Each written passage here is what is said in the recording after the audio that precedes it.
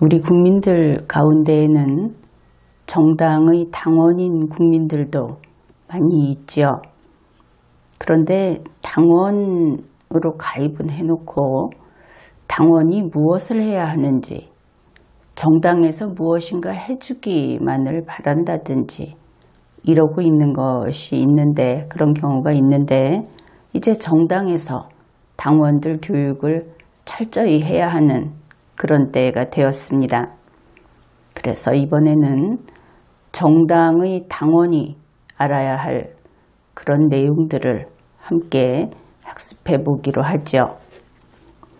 먼저 정당의 당원은 강령 또는 기본정책이라고 하는 그런 것, 그 다음에 당헌, 그리고 당원 규칙이라고 하는 당규, 이런 것들을 학습을 해야 합니다.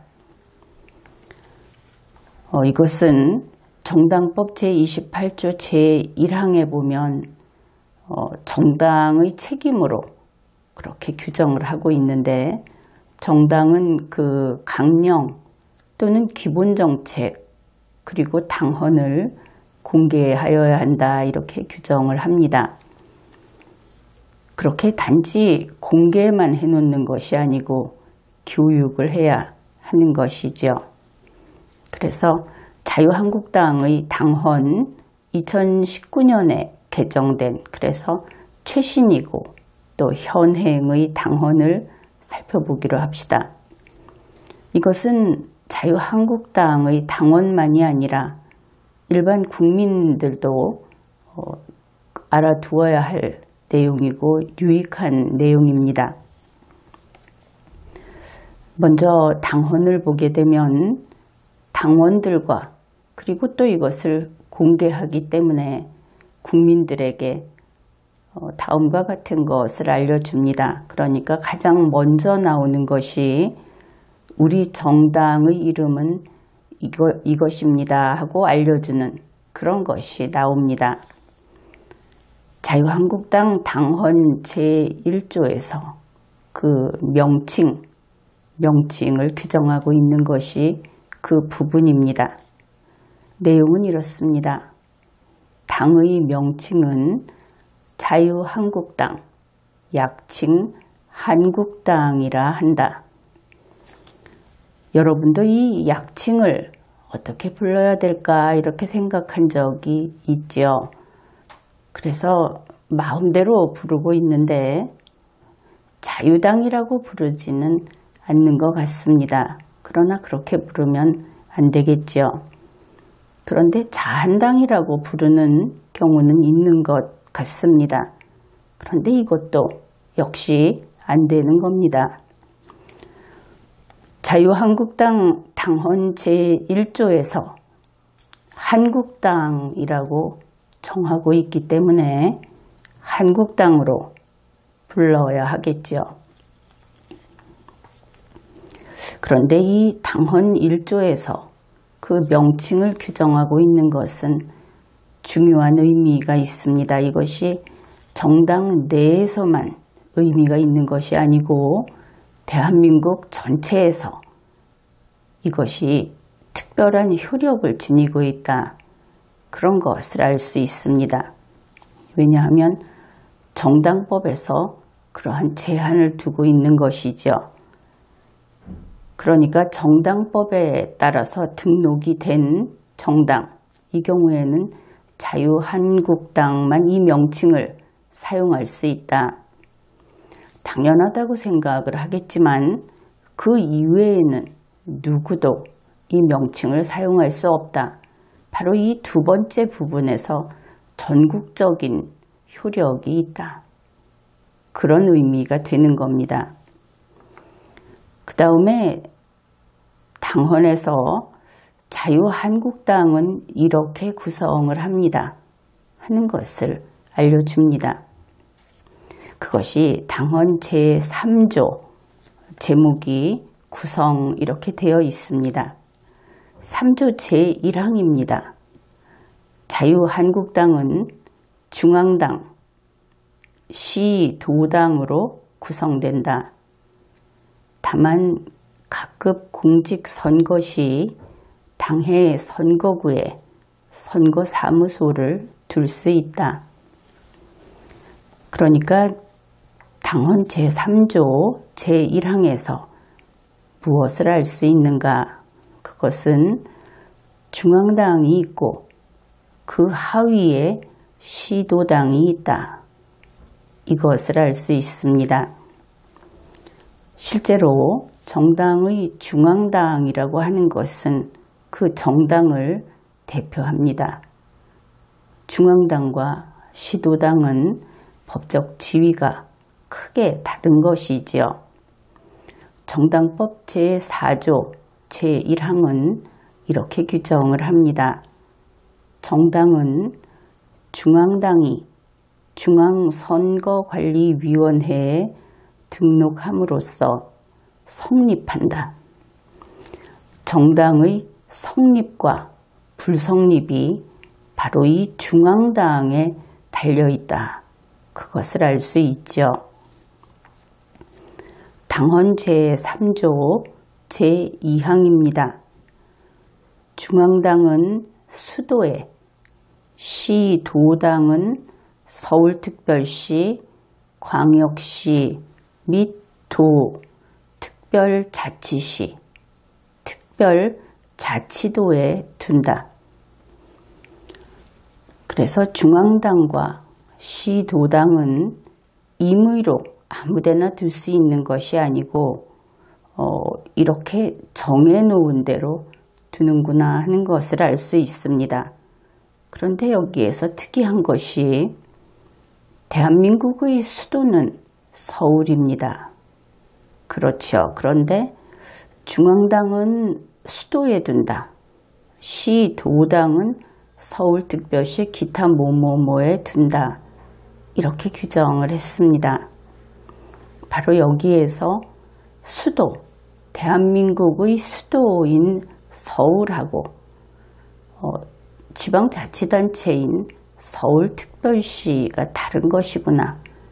평소에는 그렇게 구분하지 않다가 바로 이러한 당헌을 보면서 그런 것을 다시 확인하게 되는 것이죠. 중앙당은 서울특별시에 둘 수 없습니다. 대한민국 수도에 두어야 하는 것이죠. 순서를 좀 바꿨습니다. 먼저 당헌제 3조를 보았죠. 왜냐하면 당헌제 2조가 자유한국당에서는 그 목적을 규정하고 있는 목적 조항입니다. 그러다 보니 이 목적 부분에 아주 중요한 내용을 많이 넣어놨습니다. 그래서 그 비중이 다르기 때문에 선우를 바꿨습니다. 당헌제 2조에서 목적을 규정하는데 그 목적은 당연히 이 정당이라고 하는 것이 헌법이 규정한 그 헌법이 법률로 여기에 대해서 정해서 정당을 관리해라 이렇게 규정을 했기 때문에 헌법 아래에 정당법이 있고 이 정당을 관리하는 것은 중앙선거관리위원회가 하고 있죠. 그러다 보니 정당의 목적이라는 것이 결국 대한민국 헌법 안에 있는 중요한 민주주의에 관한 이념들 또 그와 관련된 여러 가지 가치, 추구해야 될 것들 이런 것을 담게 되어 있습니다. 그러다 보니 헌법에 있는 것만큼 아주 광범위하고 고차적인 그런 내용이 많이 들어있는 것이죠.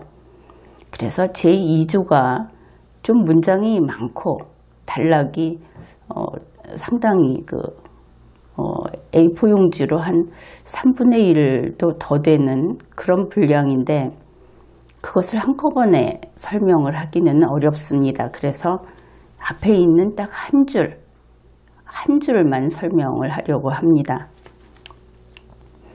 그 한 줄은 이렇습니다. 자유한국당은 자유민주주의 이념과 시장경제의 원칙을 바탕으로 이렇게 되어 있습니다. 사실은 여기에서도 반밖에 못할 것 같습니다. 어떻든 한 줄은 이런 내용이다. 그런데 이 내용이 중복되는 것이 또 있습니다. 바로 자유한국당의 강령, 그 강령 중에 전문에 우리의 사명이라고 하는 부분이 있는데 거기에 이런 내용이 있는 것이지요. 자유한국당은 자유민주주의와 시장경제 원칙의 헌법 가치에 기반하여 이렇게 되어 있습니다. 내용이 거의 유사하죠. 이것이 그만큼 중요한 가치이기 때문에 그런 것이기도 합니다. 그래서 이번에는 이 각각 당헌과 강령의 그 한 줄 정도 되는 분량에서 전반부에 해당하는 자유민주주의의 이념, 이 부분을 이야기하기로 합시다. 자유한국당은 이것을 또 첫째 핵심 가치로서 또 기술을 해놓고 있습니다. 자유한국당의 첫째 핵심 가치는 자유민주주의다. 이것이 강령에 규정되어 있는 것이죠. 그 내용을 함께 읽어보기로 합시다. 대한민국의 오늘을 잇게 한, 존재하도록 한 원동력이자 헌법 가치인 자유민주주의는 우리가 지키고 추구해야 할 최고의 가치다. 이렇게 이야기를 합니다. 당연하죠. 자유민주주의가 최고의 가치다 하고 이렇게 서두에 선언을 하는 것은 대단히 중요한 겁니다. 그것이 우리 정당은 대한민국 헌법에 따라서 헌법적 가치를 추구한다. 이것을 밝히는 일이기 때문에 그렇습니다. 그런데 혹시 현재 우리나라의 정당 가운데 자유민주주의라고 하는 이 헌법적 가치를 서두에 밝히지 않는 정당이 있다. 만일 그렇다면 찾아보면 있을지도 모릅니다. 그런데 만일 그렇다면 그것은 크게 잘못된 것이다. 이것은 변명의 여지 없이 잘못된 것이다. 그렇게 이야기할 수 있습니다. 그 다음 부분은 이렇습니다.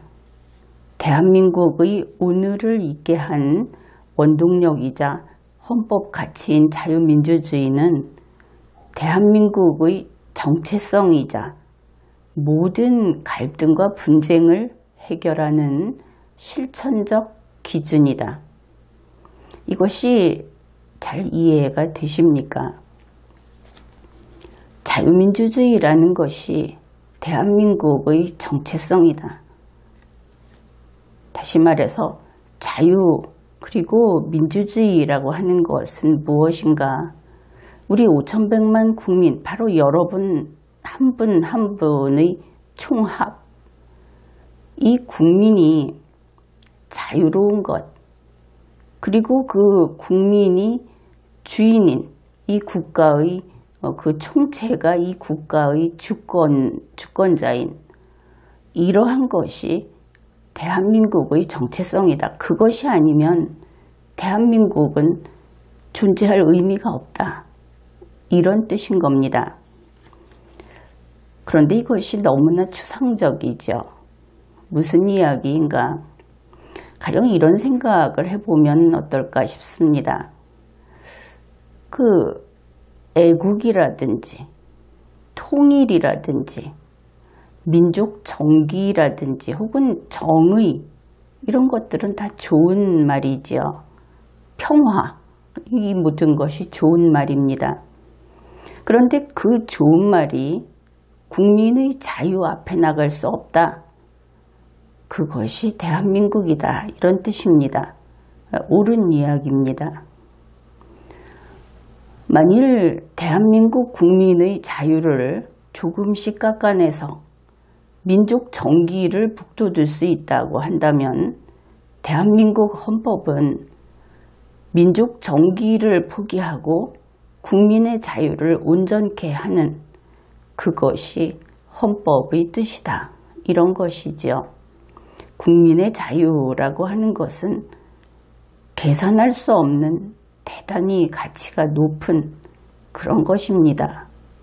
이 자유라고 하는 것은 조금만 위축돼도 조금만 방해를 받아도 그 자유라는 것이 과연 있는가? 이것을 논의해야 되는 그런 상황으로 곧장 들어가는 개념이기 때문입니다. 그 다음에 국민이 주권자다 하는 이것을 과거에는 그런 일이 있었습니다. 전 국민이 이제 다른 나라도 그런데 전 국민이 좀 더 돈을 벌고 좀 더 잘 살기 위해서 국민 주권주의라는 것을 조금 내리누르고 현명하고 이렇게 돈 버는데 소질이 있는 그런 리더가 앞장서서 국민 대신 모든 결정을 해도 어쩔 수 없지 하고 그렇게 간 적도 있습니다. 그런데 지나고 보니까 그러한 식의 어떤 전제정치, 좋은 뜻이든 나쁜 뜻이든 1인이 국가의 그 통치를 알아서 하는 것은 독재라고 하죠. 설령 그가 현자라고 하더라도 이 독재는 결코 민주주의에 앞서지 못한다. 그것을 우리 인류가 깨달은 겁니다. 그래서 조금 더 배가 고프더라도 그래도 민주주의로 가자. 이렇게 된 것이 20세기 넘어와서는 확고해진 것이죠. 그래서 이 자유민주주의라고 하는 것이 대한민국의 정체성이다.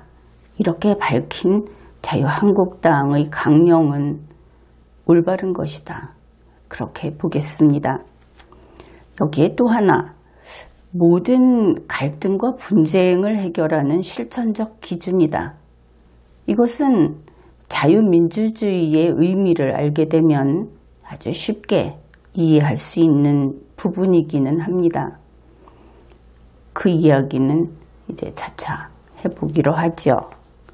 그 다음에는 개인의 자유 존중과 다수결 원칙을 바탕으로 한 자유민주주의를 확고히 지키고 발전시키는 것이 당의 사명이며 자유민주주의를 부정하거나 훼손하는 어떠한 세력과도 당당히 맞설 것이다. 이렇게 강령의 규정을 하고 있습니다. 강령의 뜻대로 그대로 이루어지게 하려면은 자유한국당의 경우에는 설령 자당의 정당 추천 후보자가 대통령이 되었을 경우에도 그가 자유민주주의를 부정하거나 훼손한다면 싸우겠다 하는 것이죠. 왜냐하면 정당은 국민의 결사체입니다. 당연히 그렇게 해야 하겠죠. 그래서 현재 대한민국에서 여당이니 야당이니 하면서 정당이 국민의 편이 아니라 대통령의 편인가 아닌가를 가지고 그들의 위치가 바뀌는 것은 그 자체가 반민주주의적이고 반헌법적인 것입니다. 정당은 결코 대통령 편이어서는 안 되고 언제나 국민의 편이어야 하는 것이죠. 그러니 지금 여당이다 하면서 당정청이 어떻다 하고 청와대하고 밀착이 돼서 있는 모습은 그 자체로 독재입니다. 이제 대한민국에서는 정당이 대통령과 밀착되어 있는 모습을 다시는 볼 수 없도록 그렇게 여러분이 노력을 해야 하는 겁니다. 자유민주주의에서 갈등과 분쟁을 해결할 때 어떻게 할 수 있을까? 갈등과 분쟁이라는 것은 한 국가 내에 있는 국민 간의 갈등과 분쟁이기 때문에 전쟁으로 해결할 수 없습니다. 힘으로 해결할 수 없는 것이죠. 한쪽을 제거함으로써 혹은 한쪽을 계속 참도록 함으로써 해결할 수 없습니다. 한 국민이기 때문에 이제 그 문제를 이야기해 보기로 하죠. 가령 두 사람이 있습니다. 두 사람이 어떤 사안에 대해서 의견이 다르다. 그러면 어떻게 할 것인가? 결론을 내야 하는데 의견이 다르다. 여러분 입장에서 한번 이렇게 생각을 해 보십시오. 내 마음대로 하겠다. 그것은 안 되겠죠. 그렇다고 해서 두 사람 있는데 내 마음대로 안 하고 당신 마음대로 하자. 내가 하라고 하는 것이 아니고 그 상대방 자기 마음대로 하겠다 하는 것이죠. 이것도 역시 안 되는 일입니다. 반드시 두 사람이 합의해서 해야 한다. 그것이 자유민주주의인 겁니다. 자유민주주의의 실천적인 기준, 갈등과 분쟁을 해결하는 실천적인 기준은 무슨 일이 있어도 반드시 합의로 결정을 낸다 하는 겁니다. 물에 만약에 배가 가라앉아 가고 있는데 거기서 벗어나는 방법을 찾아내기 위해서 가라앉기 전까지 이 사람들은 합의를 이루어내야 하겠죠. 그런 겁니다. 공동 운명체로서 언제까지 자신의 욕심을 앞에 내세울 것인가? 그것이 한계가 있다는 것이죠. 그래서 결국은 해결이 되도록 되어 있습니다. 그런데 그때 힘을 쓰지 말라는 것입니다. 자유민주주의의 방식으로 반드시 그렇게 해야 한다. 그런 것이죠. 가령 자유한국당이라고 해봅시다. 이렇게 합의를 해야 하는 경우가 그러면 300만 명이 있습니다.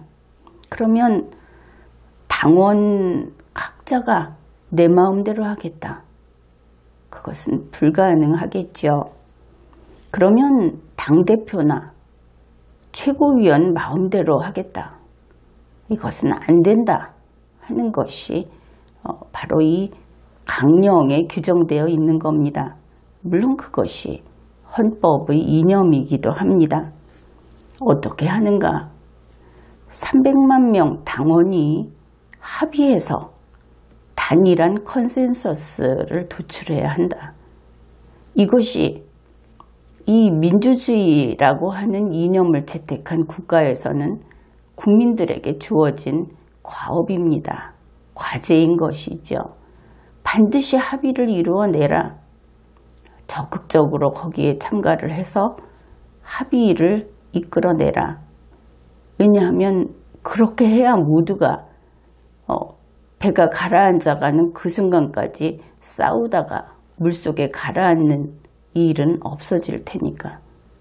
또 좋은 일의 경우에도 마찬가지입니다. 5,100만 명이 있는 대한민국의 경우를 생각해 봅시다. 그러면 5,100만 명이나 되는 국민 각자가 내 마음대로 하겠다. 그러면 안 되겠죠. 그렇다고 해서 대통령이나 국회의원 마음대로 할 수 있는가?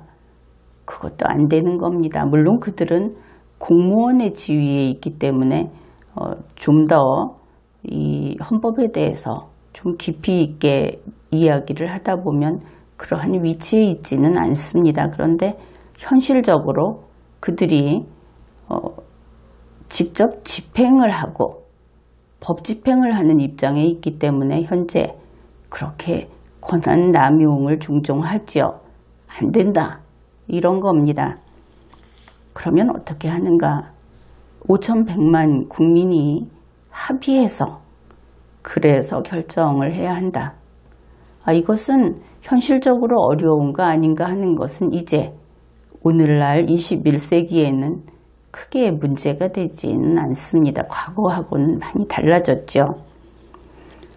어떻든 이것이 그 자유민주주의의 갈등과 분쟁을 해결하는 실천적 기준,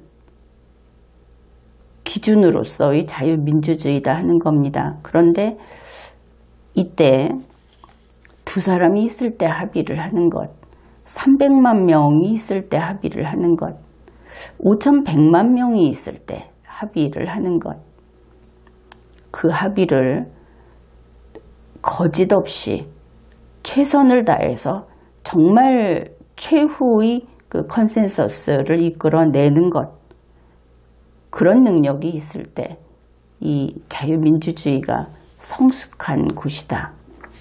그렇게 평가를 하는 겁니다. 이제 개인의 자유 존중이라고 하는 것을 이야기해 보기로 하죠. 개인의 자유를 존중한다 하면은 가장 먼저 떠올리는 것이 왕이 백성의 자유를 존중한다.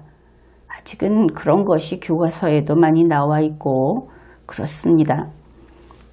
공무원이 혹은 대통령이 국민의 자유를 존중한다. 그런데 그것은 너무나 구시대적인 이야기입니다. 몇백 년 전의 이야기인 것이죠.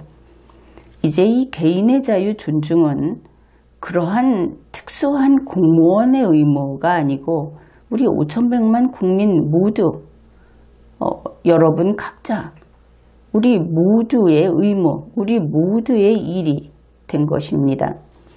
그러면 어떻게 개인을 존중할 것인가? 그것은 여러분과 우리 국민 5,100만 모든 사람의 그 마음속에 이런 것이 있어야 합니다. 나와 당신은 대등하고 나는 당신을 존중한다. 그것이 마음속에 있어야 한다 하는 겁니다. 교과서에만 있는 것이 아니다. 이런 것이죠. 이러한 모든 국민은 똑같이 대등하고 그리고 서로 존중하는 그 이상, 그 선을 넘어서 결코 침범할 수 없는 그런 존재다 하는 이런 것이 모든 국민의 그 혈관 속에 흐르고 있어야 한다. 그런 뜻입니다. 그러니까 우월한 내가, 돈이 더 많아서 우월한, 더 많이 배워서 우월한, 더 힘이 세기 때문에 우월한, 혹은 더 계급이 높기 때문에 우월한 사람이 그렇지 않은 사람을 존중해 주겠다. 귀족의 도 같은 그런 것을 이야기하는 경우는 그것은 자유민주주의 국가인 대한민국에서는 그것은 반헌법적이고 또 그 자체는 우리가 받아들일 수 없는 반민주주의적인 것이다. 이렇게 볼 수 있겠습니다. 다시 말해서 우월함이라는 것 자체가 존재하지 않는다. 그것 자체가 폭력이다. 그것이 과거에 잘못된 계급정신이다. 이런 것이죠. 그래서 국민 각자가 여러분 스스로 이렇게 생각을 하는 겁니다. 나는 헌법이 보호해주는 존엄한 인간이다. 이렇게 우리 모든 국민이 그것을 자각해야 한다 하는 것이죠. 어느 누구도 다른 사람보다 못하지 않고 낫지 않다 이런 겁니다. 그 사람으로서의 가치는. 그런데 나만 그렇다 이러면 안 되겠죠. 상대방도 그렇고 보이지 않는 곳에 있는 어떤 국민도 그렇고 그렇다 하는 것을 그저 자기 신체의 일부처럼 그렇게 새기고 있어야 한다 하는 겁니다. 가령 이런 예를 들어보기로 하죠. 싱가포르에는 특정한 범죄를 저지르게 되면 태형을 집행합니다. 매질을 하는 것이죠. 그런데 만약에 문재인 씨가 전직 대통령으로서 싱가포르에 갔다가 이런 범죄를 저질러서 태형을 집행당하게 됐다. 그래서 문재인 씨가 매질을 당하고 있는 것을 보게 된다면 우리 국민들은 어떻겠습니까? 누구라도 측은하게 여기겠죠. 딱하게 여길 겁니다. 그런데 그저 그것뿐입니다. 법이라고 하는 것은 그곳의 질서니까. 그런데 가령 태형은 인권 침해적인 형벌이다, 이렇게 생각하는 A씨가 있다고 합시다. 그러한 A씨는 자신의 신념에 따라서 문재인 씨에게 태형을 집행하는 싱가포르 공무원을 공격을 한다. 그러면 안 되겠죠. 그러면 안 되는 겁니다. 그렇다고 해서 또 어떤 이 A씨가 싱가포르의 태형 집행은 위법하다, 그런 것은 법도 아니다, 이런 식으로 어떤 그 논평을 한다고 하면 어떻겠습니까? 그것도 틀린 겁니다. 왜냐하면 이 상황이 그 태형이라고 하는 것은 싱가포르의 유효한 현행법을 집행하는 것이다, 그것을 알 수 있기 때문이죠. 이제 이야기하려는 것은 다음 사례입니다. 이런 것이죠.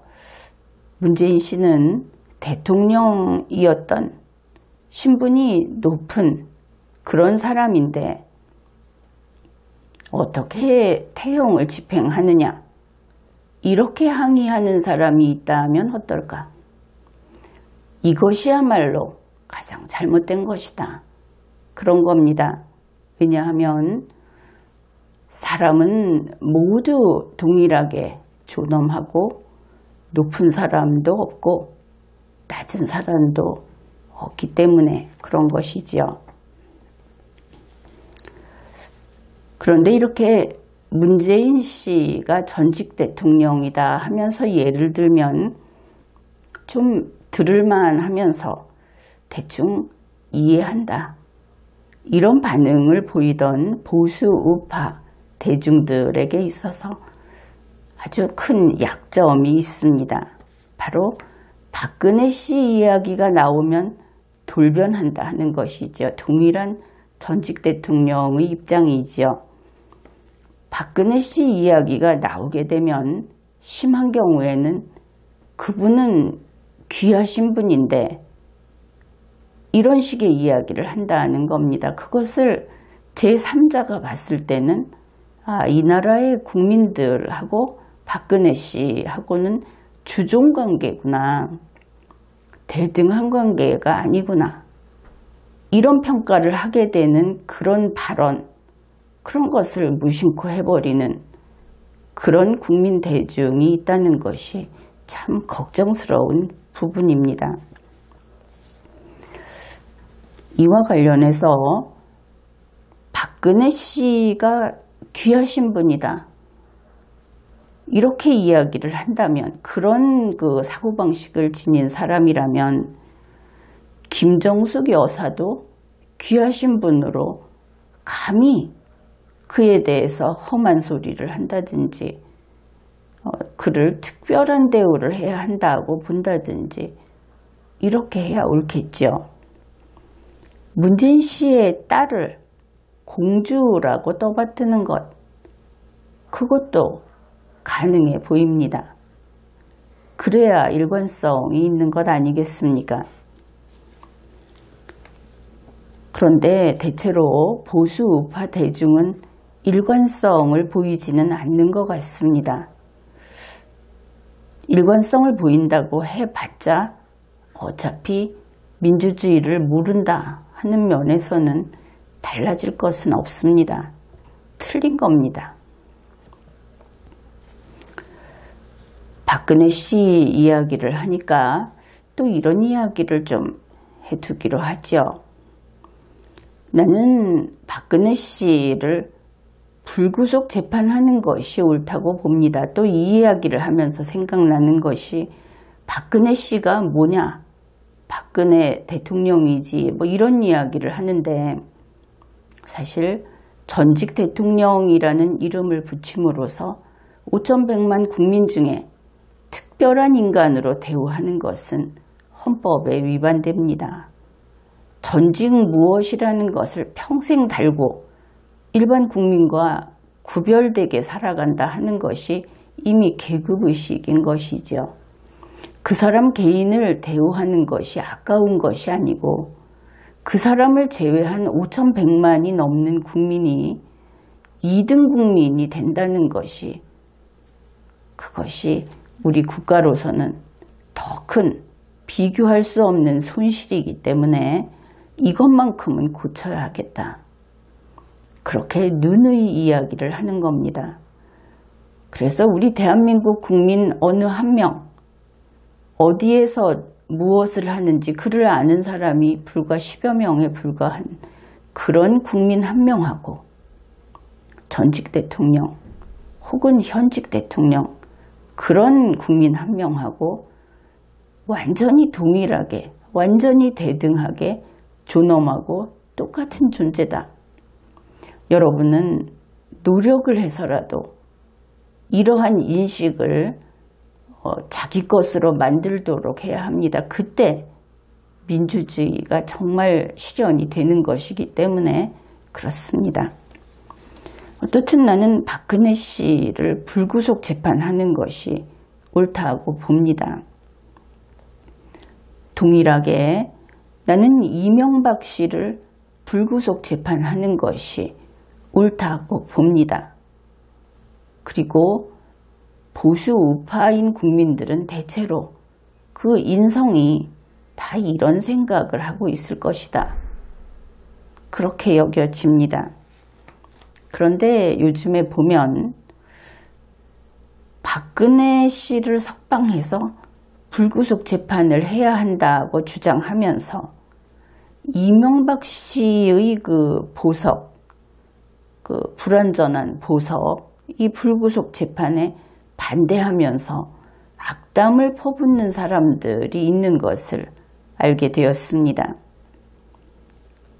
아주 그 악담의 정도가 심해서 소위 좌파라고 하는, 그러니까 이명박 씨를 원수 보듯이 하는 사람들보다 그 도가 오히려 더 지나친 그런 악담을 하는 것을 보고 참으로 개탄을 했습니다.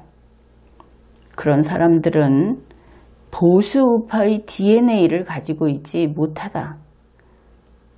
무슨 일이 있어도 그들은 보수 우파가 아니다. 나는 그렇게 보고 있습니다. 가짜인 것이고, 또 그러한 인간을 그렇게 저주하고 증오하는 인성이라고 한다면 그것은 망가진 인간이지 결코 애국심으로 그 망가진 인성을 메워놓을 수 없다. 그런 애국심은 없다. 그래서 먼저 반듯한 제대로 된 인간이 되어야 하겠다. 그런 이야기를 해둡니다. 그 다음으로 다수결 원칙에 대해서 이야기를 하겠습니다. 이것은 상당히 흥미로운 부분이 될 겁니다. 우리 국민들은 다수결 원칙에 대해서 잘 알고 있다고 하면서도 그 본질을 전혀 모르고 있다고 해도 과언이 아닐 정도로 그렇게 아주 묘한 그런 혼돈 속에 있기 때문입니다. 이런 이야기를 해보기로 하죠. 다수결 원칙이라고 하는 것은 어떤 합리적인 의사결정 방식이다, 이렇게 이야기할 수 있겠죠. 그렇다면 평소에 우리 국민들이 생활하는 과정에서 의사결정을 해야 할 때마다 모든 의사결정을 이렇게 다수결 원칙에 따라서 하면 어떻게 될까? 2인 이상이 살아가는 그런 그 그룹에서. 그러면 이것은 바로 다수 독재로 됩니다. 자유가 없어지는 것이죠. 어떻습니까? 좀 놀랐습니까? 다수결의 원칙이라는 것은 좋은 것인 줄 알았는데 항상 다수결의 원칙으로 하게 되면 다수 독재가 되고 자유가 없어지는 것이구나. 이것은 만능이 아니구나. 바로 그렇습니다. 이런 것이죠. A씨가 A씨의 방식으로 결정할 수 있는 영역이 있고 B씨가 B씨의 방식으로 결정할 수 있는 영역이 있습니다. 이렇게 각자 결정할 수 있는 상황에서는 각각 따로 결정하고 따로 사는 것이 좋은 일입니다. 그렇다면 우리가 이렇게나 많은 5,100만이나 되는 사람들이 이 대한민국 땅에서 같이 살아가고 있지만 할 수만 있다면 각자 자기 방식대로 살아갈 수 있는 그 영역을 더 넓게 만드는 것, 이것이 중요하다. 할 수만 있으면 함께 하지 말고 각자 할 수 있도록 그렇게 할 때 개인의 자유가 확장되는 것이다. 그것이 헌법이 원하는 궁극의 목표다 하는 겁니다. 그래서 반드시 같이 해야 할 경우가 아니라면 각자 자기가 운명을 결정하면서 살아가는 것이다. 그것이 헌법의 뜻이기도 한 것이지요. 그런데 이렇게 각각 따로 살아가려고 하면 어떻게 해야 하는가? 그것은 여러분 각자의 인생에서 자기가 스스로 주인이 되어야 합니다. 자기가 목표를 설정하고 자기가 그것을 추진하고 그 과정에서 다른 사람을 침범하지 말고 다른 사람으로부터 항의가 들어오기 전에 알아서 그저 스치듯이 지나가면서 자기의 앞길로 나아간다면 그러면 이 자유의 영역은 매우 넓어질 수 있을 것이다. 그것을 알 수 있는 것이지요. 그러면 자기 운명 결정을 스스로 하는 자기 인생의 주인으로서 살아가려면 어떻게 해야 하는가? 이것은 당연히 대단한 능력이 있어야 한다 하는 겁니다. 오늘날에는 우리 모든 국민에게 그러한 능력을 요구하고 기대하는 지금은 그런 시대다. 그런 것이죠. 그러면 어떻게 하면 될 것인가? 매일 학습하고 매일 곰곰 생각해보고 추론하고 그 다음에 스스로 의사결정을 함으로써 이런 능력을 키울 수 있습니다. 어떤 능력인가? 지금은 정보의 시대라고 하죠. 가장 중요한 것은 진짜 정보와 가짜 정보를 구분할 능력을 지니고 있어야 합니다. 그 다음에 정보를 습득해서만 되는 것이 아니고 그 의미를 파악해야 하겠죠. 그래서 이것을 우리가 해독을 한다고 생각을 해봅시다. 아모프리처럼 정보를 해독한다. 그러면 바른 해독과 틀린 해독을 구분할 수 있는 능력을 지녀야 합니다. 바로 이런 것들을 잘하는 사람이 되어야 한다 하는 것이죠. 자유라든지 이 자유 영역의 극대화라든지 민주주의라든지 하는 이런 인간의 존엄성을 소중히 여기는 이러한 가치체계, 이러한 이데올로기에서는 인간의 이러한 두뇌 능력, 이것을 요구한다는 것입니다. 이러한 능력은 학벌이나 스펙이나 나이가 많거나 적거나 하는 것과는 관계가 없습니다. 단지 두뇌 능력인 것이죠. 한 가지는 논리력이 있는 것이고 논리적 두뇌 능력이 우수한 것이고 거기에 더해서 현명하기도 해야 하는 겁니다. 이 현명함에는 당연히 좋은 인성이 요구됩니다. 사람이 사람을 존중하고 생명 있는 것들을 아끼고 남에게 해를 끼치지 않겠다고 하고 그리고 사촌이 땅을 사면 배 아파하면 안 됩니다. 그것만큼은 반드시 극복을 해야 하겠죠.